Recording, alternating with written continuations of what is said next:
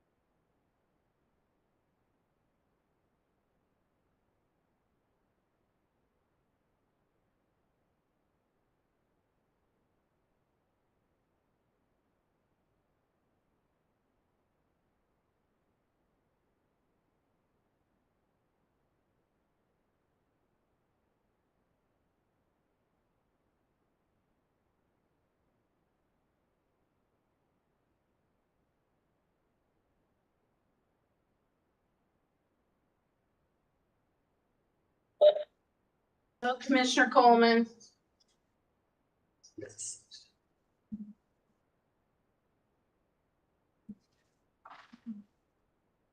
Myers doing sure.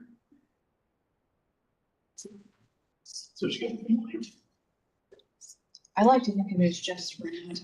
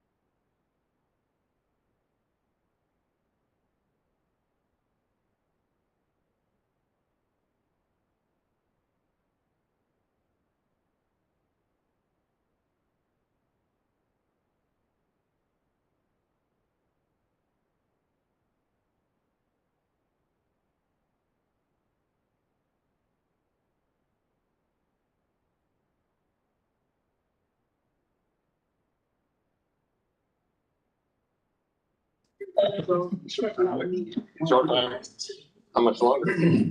I got about 5 minutes. What time are we Welcome. starting now? Are we starting now? We did a 5-minute warning. Okay. Great work, Riley. Somebody was paying attention.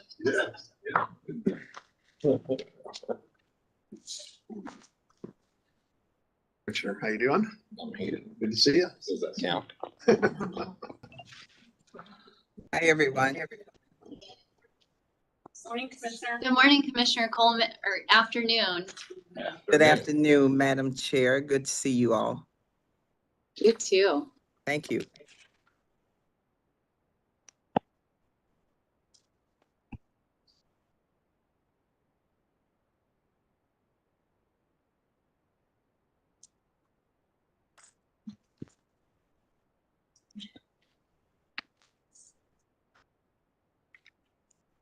All right. It is 1:09. We are slightly delayed and all the commissioners are present, so we will begin the agenda meeting for today, Thursday, May 30th. I would ask those who are participating on the call to please mute your phone unless you need to speak. Before we get into the business of the day, we do have a special recognition at today's agenda meeting.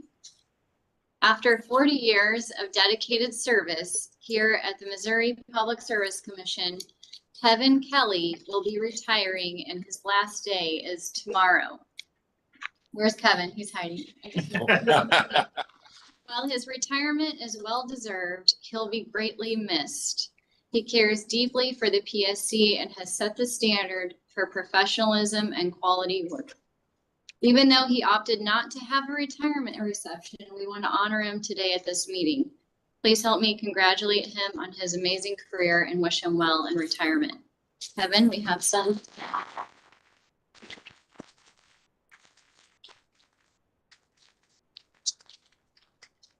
this is a card that's been signed by our team members. Now it opens. Thank you very much. And we have a proclamation from the governor recognizing his 40 years of service to the state. And then also we have a gift. Kevin. Thank you so much for your work. Thank you. Thank you all so much. Who's gonna write the press release? Yeah. Thank you, Kevin. I'm still here to do tomorrow. Yeah. Yes. Well done. Well done. And Great then service. once the agenda meeting's over, if we could get a photo with the commissioners with Kevin, that'd be great. Okay. All right, now on to business. Today there are seven tariffs and new orders, one case discussion, and one other discussion item. First, we need to approve the minutes from the May 22nd, 2024 agenda. Those minutes have been provided in advance. Commissioners, are there any changes or modifications to those minutes? Seeing none, all those in favor of adopting those minutes, please say aye. Aye. Those opposed? By a vote of 5-0, the minutes are approved. We also have closed minutes to approve from the May 15th, 2024 agenda. Those minutes have been provided in advance. Commissioners, are there any changes or modifications to those minutes? Seeing none, all those in favor of adopting those minutes, please say aye. Aye. Those opposed? By a vote of 5-0, those minutes are approved. First tariff in order today is in file number SF-2024-0141 in the matter of the application of Timber Creek Sewer Company for authority related to financing into secured debt with a lien on its property. On February 15th of this year, Timber Creek submitted an application requesting authority to issue preferred stock in an amount not to exceed $4 million for the purpose of the expansion of the existing Prairie Creek Treatment Facility. On May 21st, staff, Timber Creek, and OPC filed a unanimous stipulation and agreement that permits Timber Creek's requested stock issuance with agreed upon conditions. The commission has reviewed the stipulation agreement and finds it reasonable. Therefore, the order before us today approves that agreement. With that, I recommend we approve the order version number 1. Commissioner Coleman, I support the order. Commissioner I'm Holzman, in support of the order. Commissioner Kolkmeyer, I'm in support. and Commissioner Mitchell. I support the order. All those in favor of approving this order, please say aye. Aye. All those opposed? By a vote of 5-0, that order is approved. Second tariff in order today is in file number CO-2024-0342 in the matter of the application of MCI Metro Access DBA Verizon for review and reversal of the North American Number Plan Thousands Block Pooling Administrator's decision to withhold numbering resources.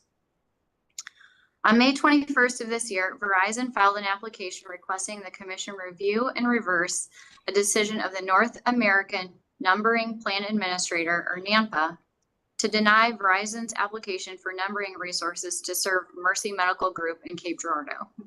On May 28th, staff filed its recommendation stating that Mercy Medical Group needs 1,000 contiguous numbers within the 573 area code. The commission has authority to overturn NAMPA's decision to withhold numbering resources from a carrier pursuant to federal rule if the applicant has demonstrated a verifiable need for resources and has exhausted all other remedies. Staff believes Verizon has demonstrated a verifiable need for the additional numbers and has recommended to the commission to grant Verizon's request. No other applications to intervene have been filed. Based upon Verizon's application and staff's recommendation, the commission finds that Verizon has demonstrated a verifiable need for numbering resources and has exhausted all other administrative remedies. Therefore, the order before us overturns NAMPA's decision to withhold numbering resources from Verizon and approves Verizon's request. With that, I recommend we approve the order version number 1. Commissioner Coleman, I support the order. Commissioner Holzman, I support the order. Commissioner Kolkmeyer, I support the order. and Commissioner Mitchell. I'm in support of the order. All those in favor of approving this order, please say aye. Aye. Those opposed? By a vote of 5-0, that order is approved. Third tariff in order today is in file number EO-2024-0247 in the matter of the application of Howard Electric Cooperative and the city of Fayetteville, Missouri for an order approving a territorial agreement within a portion of Howard County, Missouri. On March 11th, Howard Electric Cooperative and the city of Fayette jointly filed an application seeking commission approval of a territorial agreement. The application also requested a waiver of the 60-day notice requirement and requested expedited treatment.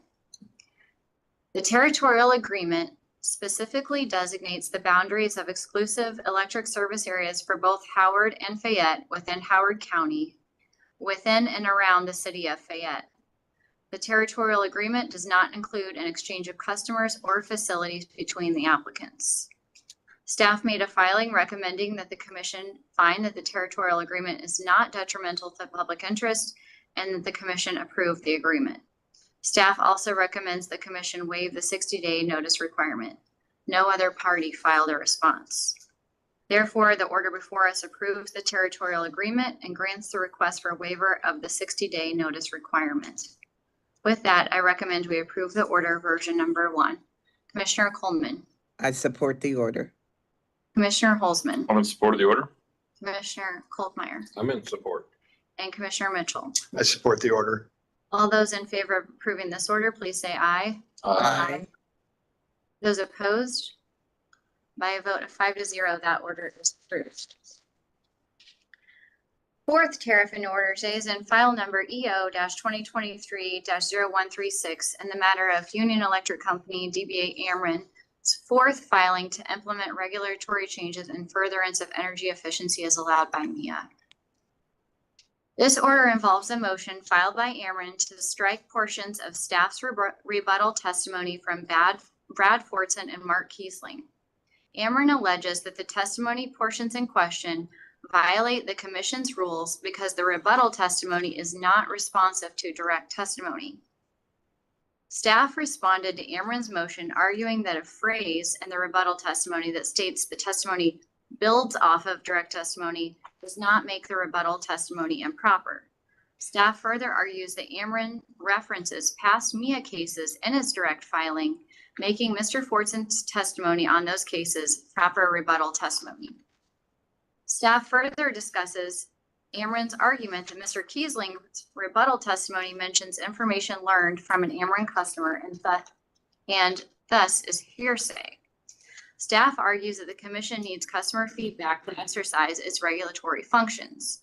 Further, staff has given Amren that customer information should Amren wish to contact the customer and respond in its surrebuttal.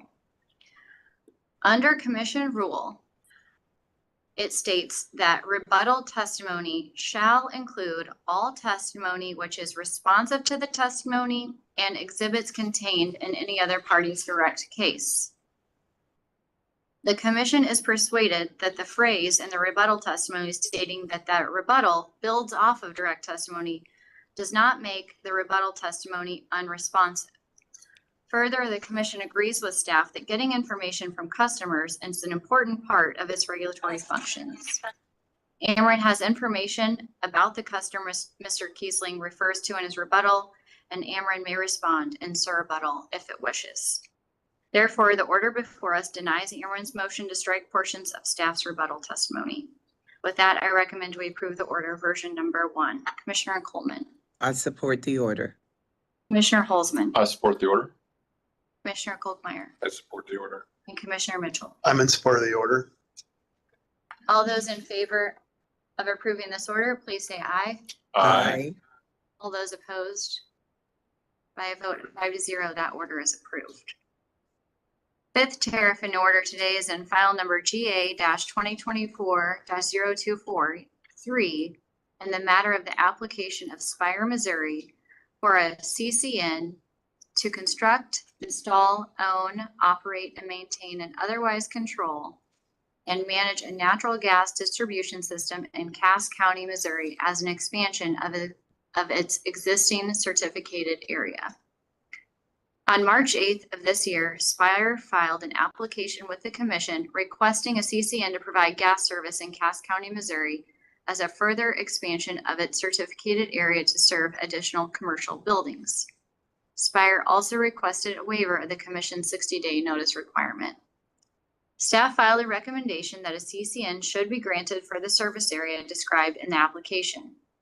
The commission finds that Spire's application promotes the public interest by serving an area where no other natural gas providers currently serve and in which service was requested of Spire by a commercial customer. Based upon the application and staff's recommendation, the commission concludes that the factors for granting a CCN have been satisfied. Therefore, the order before us grants Spire's request for a CCN and a waiver of the 60-day notice requirement. With that, I recommend we approve the order version number 1. Commissioner Coleman. I support the order. Commissioner Holzman. I'm in support of the order. Commissioner Kolkmeyer. Thank you, Madam Chair. That is a growing area. So it's good that we can support the growth of our utilities. So I'm in support. Great. Thank you, Commissioner. Commissioner Mitchell. I support the order. All those in favor of approving this order, please say aye. All those opposed?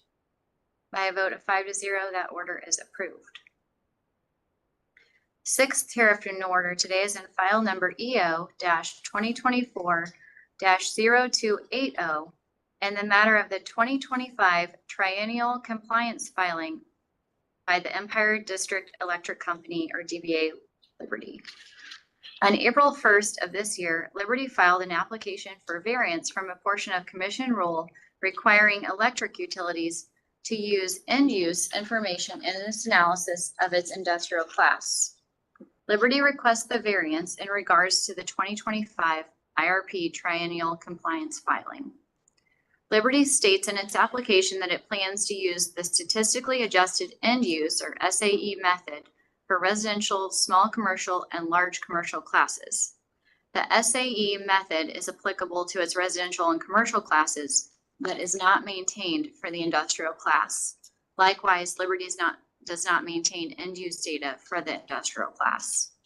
Staff further notes that in its application, Liberty states that granting its variance request will not compromise the policy objectives of the resource planning process for electric utilities, will allow for load forecasting methodology consistent with Liberty's last IRP, and will save time and expense.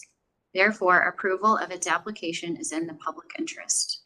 With that, I recommend we approve the order version number 1. Commissioner Coleman, I support the order. Commissioner Holzman, I support the order. Commissioner Kolkmeyer, I support the order. and Commissioner Mitchell. I support the order.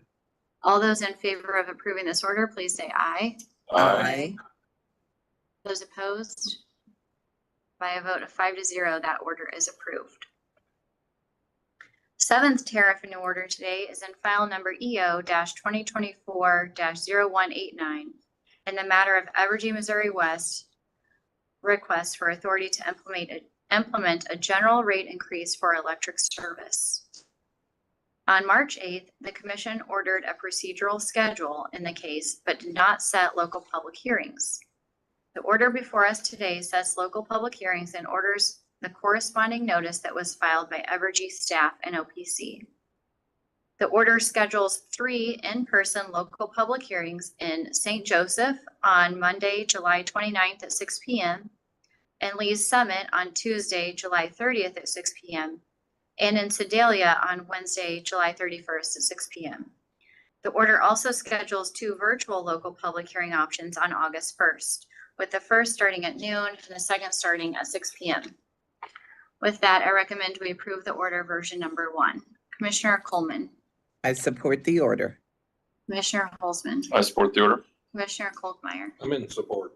and Commissioner Mitchell. I support the order. All those in favor of adopting this order, please say aye. Aye. Those opposed? By a vote of 5-0, that order is approved. Next on the agenda today is a case discussion in file number EF-2024-0021 in the matter of the petition of Union Electric Company, DBA Ameren, Missouri, for a financing order authorizing the issue of securitized utility tariff bonds for energy transition costs related to Rush Island Energy Center. Judge Clark. Thank you, Chair Hunt. Good afternoon, Commissioners.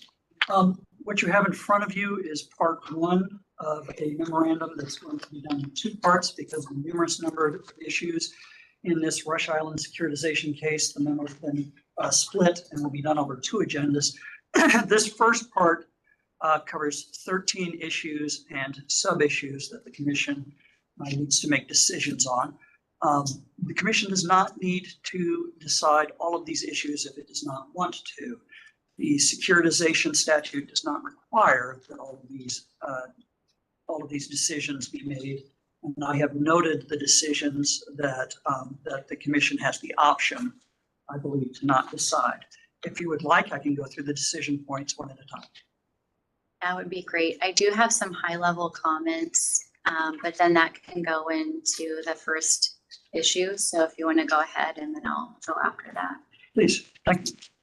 On page 7, I believe, is the first Commission decision point, and that is it reasonable and prudent for Ameren, Missouri to abandon or retire Rush Island during September 1st through October 15th of 2024? Thank you, Judge.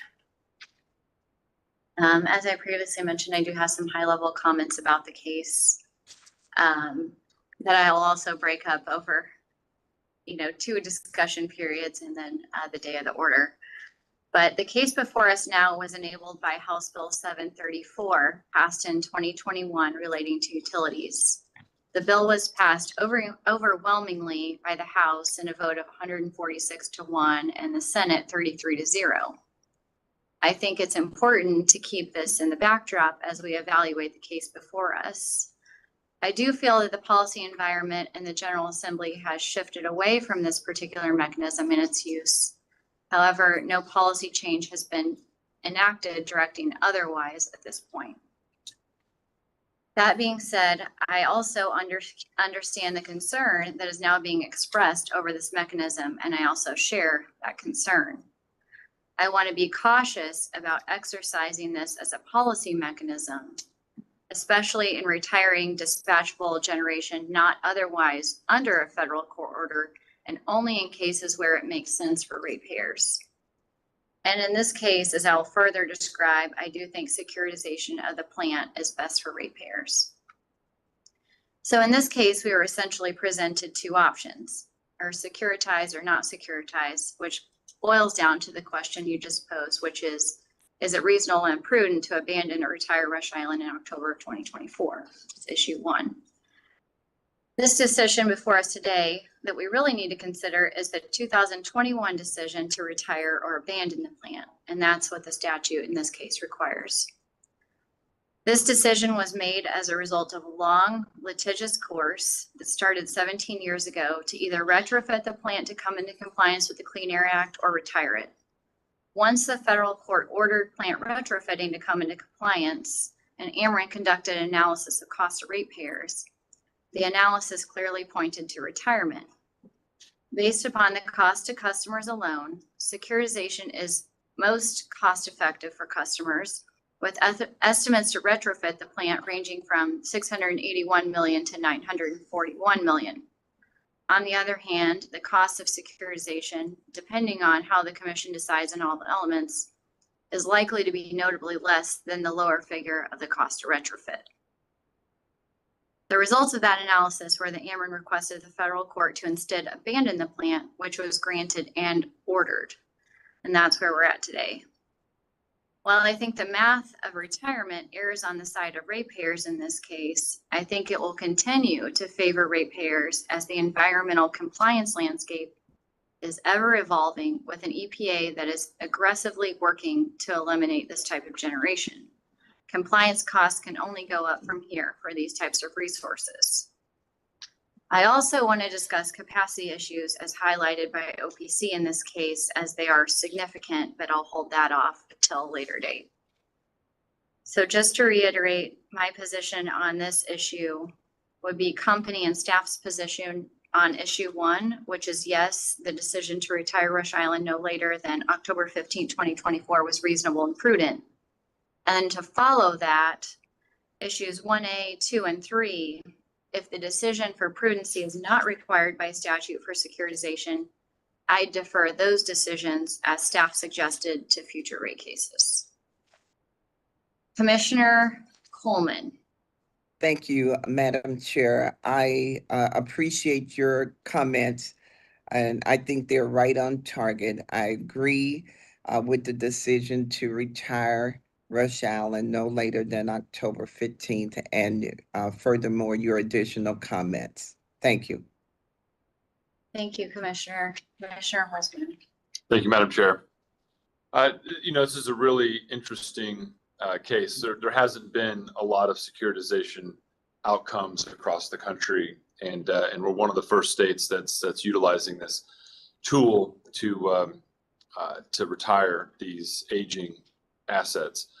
And I think it's interesting. I'm glad you brought up the statute to begin us with, because this tool was created by the legislature, and the impetus to retire this plant was created by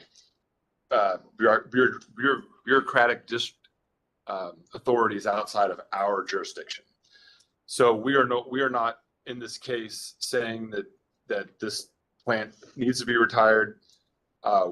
We are saying that if this plant must be retired, this is the most cost-effective way on behalf of the ratepayers to do it.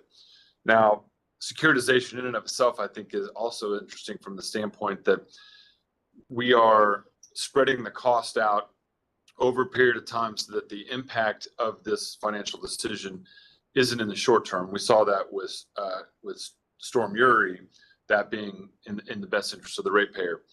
But if you're a ratepayer and you're looking at this and you're saying to yourself, wait a minute, you're going to pay them not to produce power. It's almost like CRP farmland, where we're subsidizing the lack of production.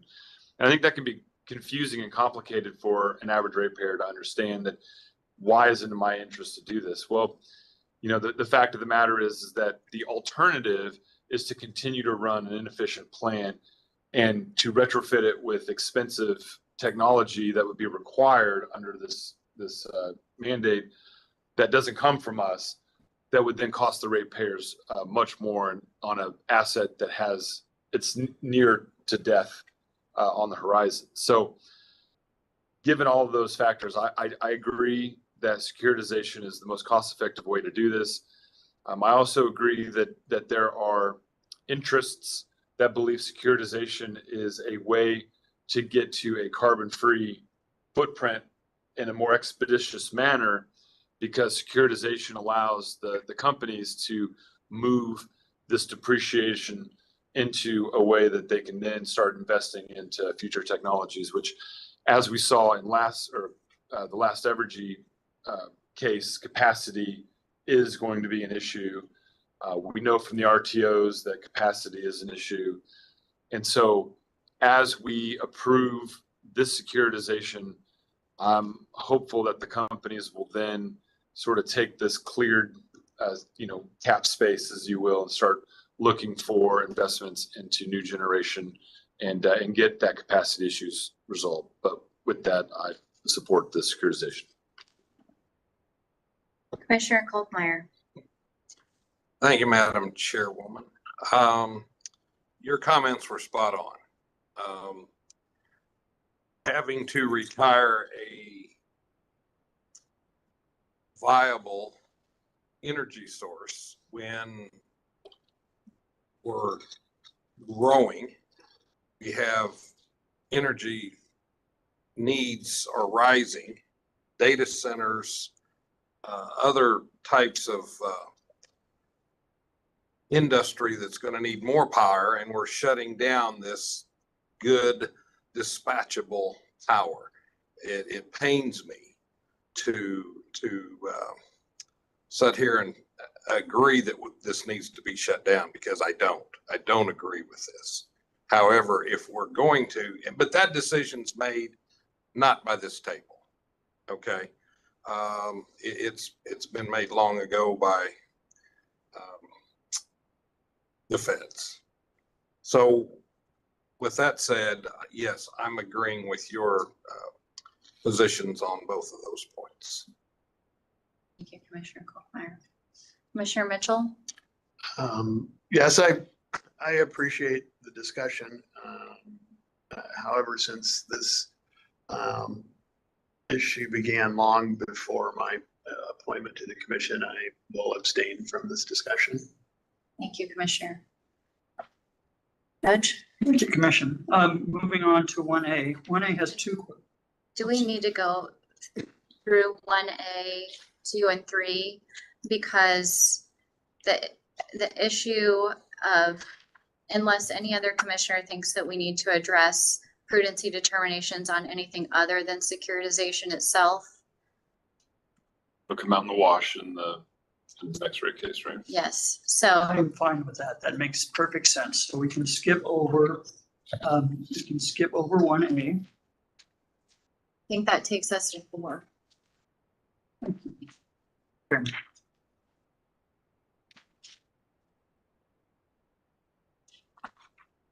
Okay, issue 4. What is the net plant in service balance of the retired Rush Island plant? A, if the plant were retired September 1st, 2024, and B, if the net value if retired October 15th, 2024. I will say as a note to this that there are some decisions further down, such as involving software and office equipment, that may decrease the value of this depending on the commission's decision on that case or on that issue. Thank you. On commission decision point 4, I'm going to say A, net plant value if retired September 1st, 2024. Staff did not evaluate net plant value if retired in September 1, 2024.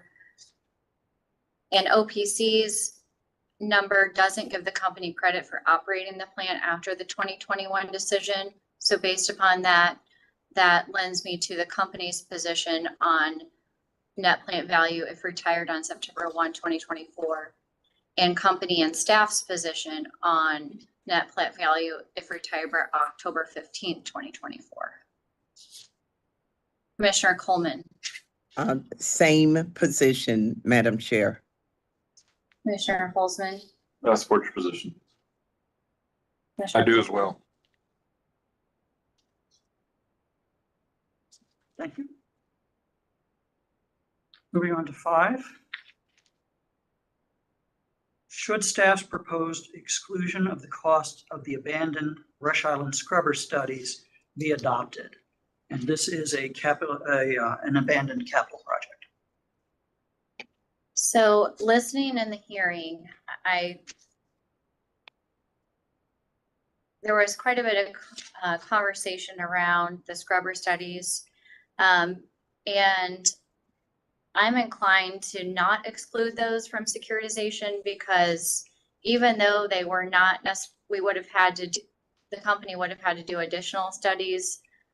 If it were to retrofit, they did help provide some preliminary analysis that would have saved time and cost for additional studies thereafter. So I'm inclined to not exclude those from securitization. Commissioner Coleman. I agree. Don't exclude the scrubber study. Commissioner Holzman. Yeah, they were a little bit longer in the tooth, but I think that at the end of the day, the direction that they provided the company has ultimately led us here. And absent that information, I'm not sure where we end up. So I agree. Include them. Commissioner Kolkmeyer. I concur. Thank you. Now, the rest of the abandoned capital projects are addressed in the next question, and it says, what amount of abandoned Rush Island capital projects costs should be financed using securitized utility tariff bonds? And as I just pointed out previously, essentially the difference between the company's and staff's position is that scrubber study.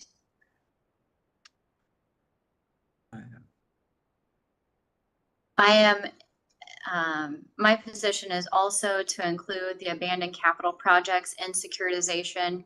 If you look at the schedule of items other than the scrubber study on abandoned capital projects, it is additional,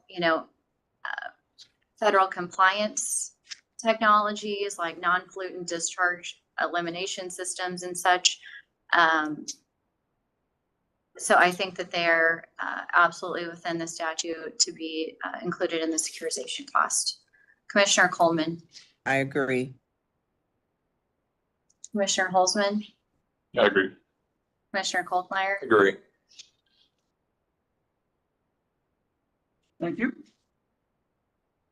Next question. What is the value of the base mat full inventory at Rush Island?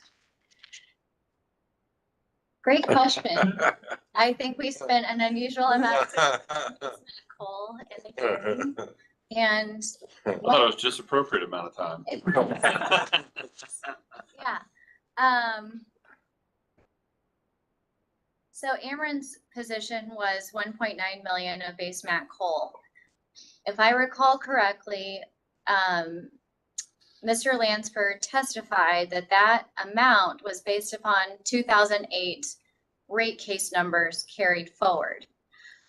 But in the DR response, that 1.9 million was actually the current market value of the coal. And our staff, Keith Majors, testified that the 2008 numbers trended forward would actually result in a value of 1.4 million in base mat coal. The OPC number in this case was around $562,000, but that was based on the 1970s number. And based upon all of those things in the discussion, I'd be inclined to support the testimony that came out in the hearing, which was a value of 1.4 million in base mat coal. Commissioner Coleman. I'm actually in favor of the 1.9 million. Okay, Commissioner Holzman. I I'm in favor of the 1.4 million. I would also point out that during the hearing, the company's witness was potentially misleading on this point. And after correction by staff, we did not get a revised statement that that the information provided us during that testimony was in fact incorrect. So, that rarely happens, but it did there. And I would say the 1.4 million. I mean, I could argue less than 1.4 million, but I won't. Agree. Commissioner Kolkmeyer? Thank you, Madam Chair. I think some of this coal aged as long as we talked about it. So with that said, I'm going to agree with you with the 1.4.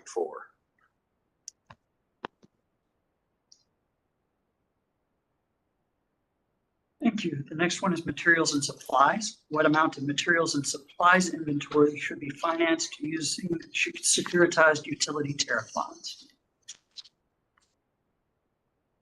So I do think materials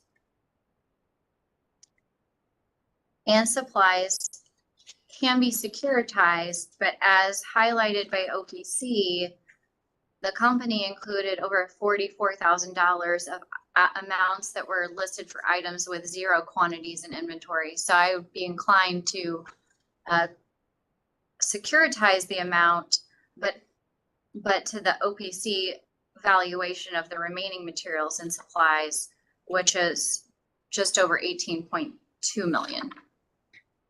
Commissioner Coleman.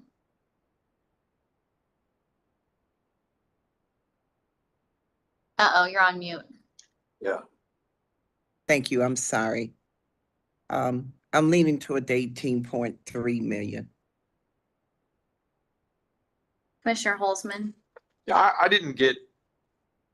First off, my first question is will this ultimately come out in the rate case? What the actual amounts were, or I think there are other items that might come out in the rate case, but I'm on reconciling, but I'm not sure this is one. Okay. I didn't feel like a lot of, we were asking the questions of how much of this material and supplies could be, moved around to other locations, how much of it was purchased strictly for Rush Island that couldn't be, had no value to anybody else in the country. That I didn't feel like I got really in-depth and detailed answers on what we were really talking about. We're talking about tables and chairs. Are we talking about, hand tools? What makes up this 18 million? Because to securitize that amount is, that's a lot of materials and supplies that you're saying has no value to anybody else. And we've said with scrubbers, this could operate for another 20 years. So that materials and supplies would obviously be beneficial to that operation because that's not the technology that they're missing. So why would it not have value elsewhere? I have a little bit of a hard time with having the ratepayer pick up some of those costs. So I'm certainly going to go with the 18.2 with the caveat that I'm not even sure that we should be supporting that amount. Okay. And that's a good point because you mentioned office furniture, which I think is 8A, and I think we should have a discussion about that too. Okay. Commissioner Kolkmeyer. Yes, I agree with Commissioner Holzman in that I'm not sure all these materials and supplies are just going to go to the dump. So I guess I'm with the 18.3. So it was 18.2, didn't you say? 18.259. Well, that was OPC. That was OPC's number. So we're talking about, less than $50,000 difference between the two numbers. Yes. Yeah. So are you on the OPC number or are you on the company number, Glenn? company number.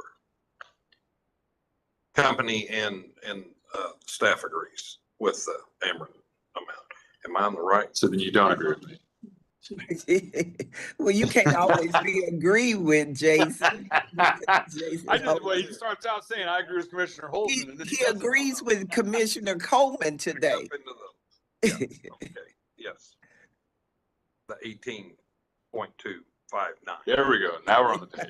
Okay, And that, I believe, is the amount excluding the items of which there are zero quantities Right. in inventory. Which again, I thought just was a lack of detail. And to answer your question, Commissioner Holzman, it does not include software and office furniture, which are in the net plant account. Okay. Which is the next question, right? Yes. And looking at what is in that account, most of it has been fully depreciated. Only an amount of 383,000 has not been depreciated, but also can't find my, where's I had a copy of the statute. Yeah, I do. In the definition of energy transition costs, I find it difficult to reconcile office furniture with energy transition costs and what I think the General Assembly might have intended or not intended. It says facility and facilities ancillary there too, the abandoned electric generating facility, but I find it difficult to reconcile allowing the securitization of furniture and software. So with that, I would be inclined to not securitize the software and office equipment furniture and instead potentially address those in a future rate case. Commissioner Coleman. I agree with that, Madam Chair. Commissioner Holzman. Certainly. I think that this is going to be a big number when we're done, and we are not haggling over the core of what they're asking for to make this palatable and to help the ratepayers out. So the smaller stuff, I think that that's just the cost of closure. Commissioner Kolkmeyer. agree. Thank you. And that will be deducted from the net plant value. Next question, what amount of community transition cost should be financed using securitized utility tariff bonds? I had a very difficult time with this position on the company's position because the entire request is for 3.6 million in bonds to help improve the school district for lost revenues. And when I asked about how I thought these were allowable under the statute as securitization costs, the answer that I got was within the definition of energy transition costs, the list says including but not limited to, which is like my favorite legislative phrase, which could mean anything. But when I look at the list of items that are included, I think it is a stretch, to say the least, to include lost tax revenues in securitization bonds. I mean, other ratepayers would be paying lost tax revenues to the school district.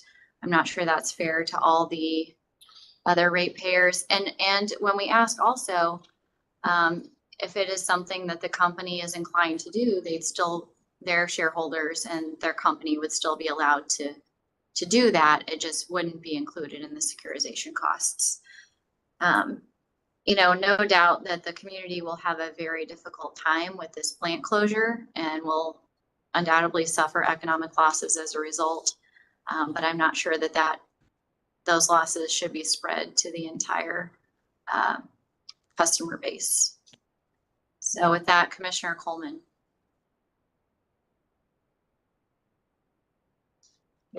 She froze. I think she is. Oh, Did you freeze? I'm back.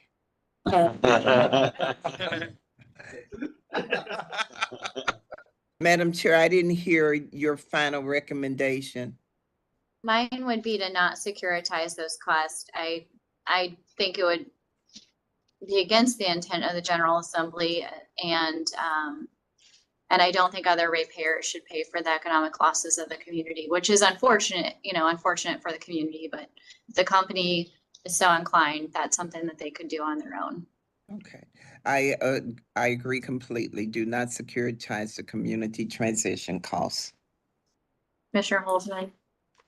In the hearing, we also were told that the land itself still has value. The prospect of reinvestment there still has value, whether that's in some sort of transitional energy or storage or something there. So I tend to share your position of not securitizing this amount and almost letting it be an impetus for the company to figure out how they can continue for the community for that site location, because it's already been permitted. It has all the intrinsic inherent benefits that was there whenever the plant was operating. So figure out what you're going to do with it that's going to help that community out. Commissioner Goldmeyer? Yes, thank you. I'm going to agree with staff to say that these are transitional, our costs are charitable contributions, not something that we need to put in here. So I'm not in favor of including those. Commissioner? What amount of asset retirement obligations should be financed using securitized utility tariff bonds? So based upon lots of factors, one, what the last securitization in the Liberty Asbury case, the commission did allow for the securitization of ash ponds at Asbury. So I'd be inclined to take that same position and to address any water treatment and monitoring in a future case. With the new EPA rules, I am curious how the coal ash ponds and this particular securitization cost could potentially change. And I don't think the cost would go down for compliance. So I'm still inclined to securitize this ash pond amount.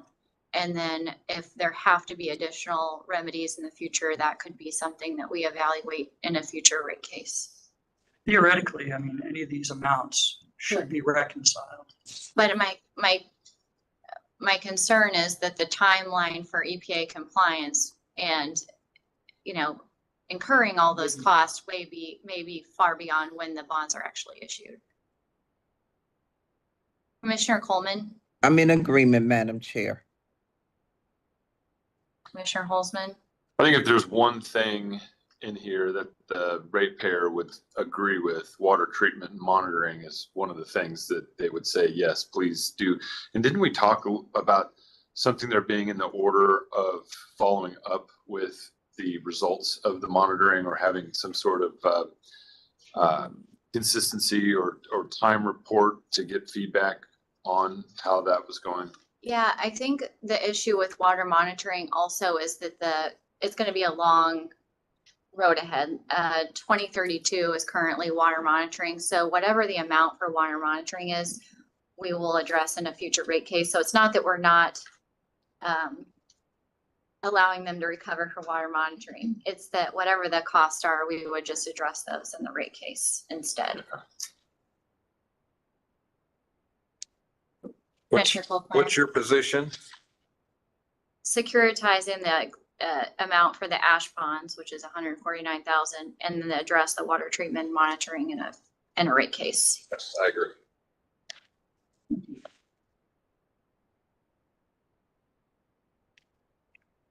What amount of safe closure costs should be financed using securitized utility tariff bonds?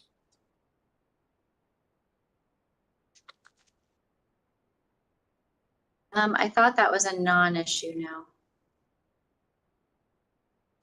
You are correct. Chair, I apologize. This is no one currently opposes the inclusion of safe closure costs.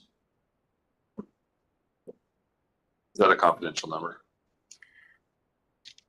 I For don't. safe closure costs, I don't believe so. I believe the demolition number is. Okay. All right. So for the record, we all support putting 4.4 million in securitization. Mhm. Okay. Yes. Yes. And decommissioning is next, and as I noted, there is a confidential number in there. I'm not fully sure why it's confidential, but it is. What amount of decommissioning costs should be financed using securitized utility tariff bonds? And so since they're,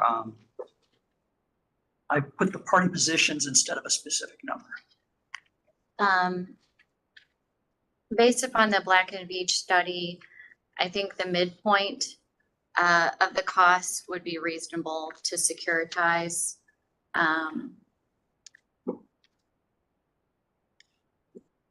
And I think in the Liberty case, there was a different reason why a lower amount was potentially chosen. So at this point, I would be inclined to support the midpoint.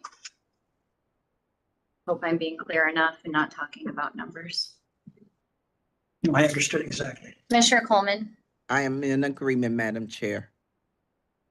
Commissioner Holzman. I agree. I would also like for us to sort of tag this on the salvage side. This is not going to be the last coal plant that needs to be shuttered in the next decade. And I would like to get an idea of what the salvage, what is the value of repurposing and even if it's just on the steel, how much did they get returned back on that, so we can have an accurate idea what that cost will be if future ones are closed. I will say that their estimate did include an estimated salvage credit, and Right. that will be reconciled. Right. Yeah, I'd like to see what that ends up being. Good, yeah. I'm with the midpoint as well.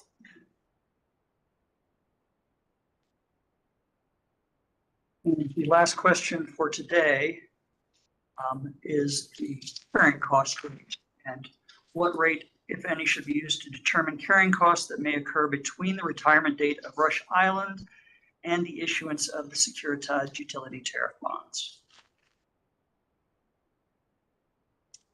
Great question. So there was also an alternative reason why Liberty's long-term debt rate was chosen in the last securitization of 4.05%. Ameren's weighted average cost of capital in the last rate case was 6.82%. In December of 2023, it was 6.88%.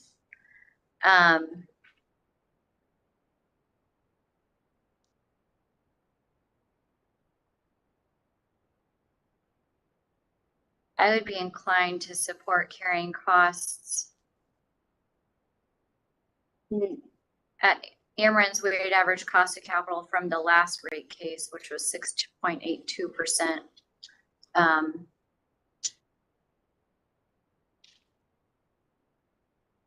Or the bond interest rate was, OPC's position was the bond interest rate of 5.59%. Right. That could also be reasonable. So somewhere between 5.59 and 6.82. Commissioner Coleman, I'm good with that position. Commissioner Holzman. I think consistency with Liberty is appropriate. There is a reason why that was done in the Liberty case that I'm not sure the same factors are present in this case. And as long as it can. So then the next case, I guess. The bond interest rate would probably be the most reasonable between the positions, which is OPC's position. That's 5.9, 5.59. Yeah. All right. Commissioner Goldmeyer, I'm good with that. the bond interest rate? Yes, I was leaning the long term because here again, stay consistent was my first thought on that, but yeah, I'm good with the bond rate. All right, those are all the questions for today. Part 2 of the memo will be on next week's agenda. Thank very you, much. Judge Clark. Appreciate it. I know this was quite a lengthy memo, so I appreciate your work on it.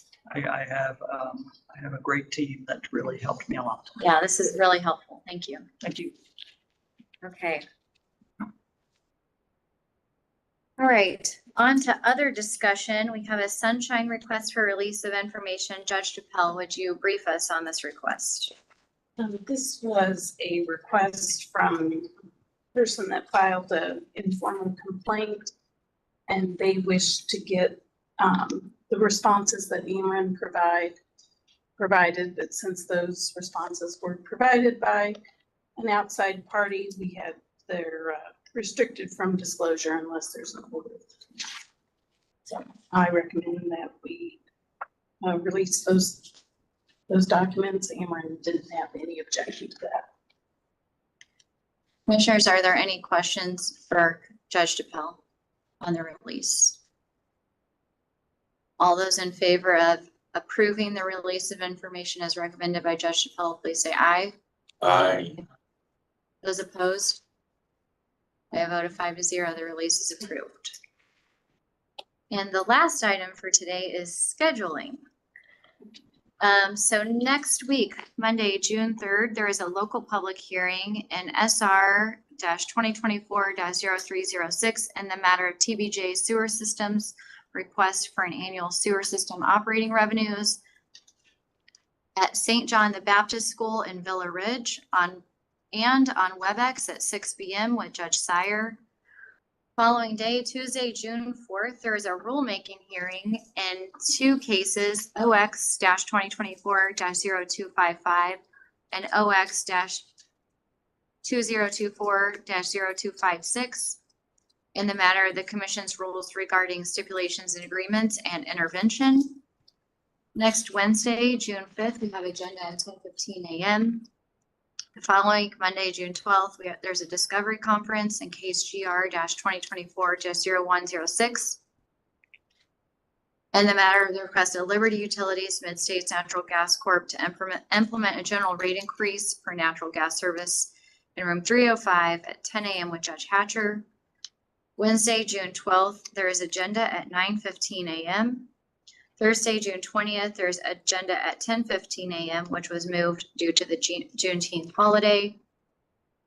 The following week, the last week of June, Monday, June 24th to June 28th, there is an evidentiary hearing in case WC-2023-0353, the staff of the PSC versus Mr. Blevins in room 310 at 9 a.m. with Judge Clark. And then Wednesday, June 26th, we have agenda at 10:15 a.m., which we may move to noon to accommodate the hearing if there are no objections. Okay, any commissioners, it's Wednesday, June 26th. Any changes or modifications to the schedule? June 12th, just clarification, that agenda is at 9:15. Yes, we have several schedules we're trying to match at the moment, and 9:15 seems to be a time when we can accommodate travel. That's the MARC conference is going on, and so that's the last day of it. And Sure. so we're just trying to Okay. fit it all in. Anything else? All right, no further business coming for the commission. Madam Oh, wait, Chair, nope, there is. Commissioner Coleman. I would just like to say to Commissioner Mitchell that I'm so sorry I won't be there to officially welcome you at the official welcome this afternoon. But again, welcome to the Missouri Public Service Commission. Thank you, and I appreciate all your help and your personal warm welcome as well. Thank you. Thank you. Thank you, Madam Chair. Thank you, Commissioner. Any other business? Okay, seeing none, we're adjourned. Madam And Chair. I think we're going almost right away to Commissioner Mitchell's welcome reception at 2:30. Thank you. Thank you, Thank Madam. you, Madam Chair. Oh, we do need a picture with Kevin Kelly.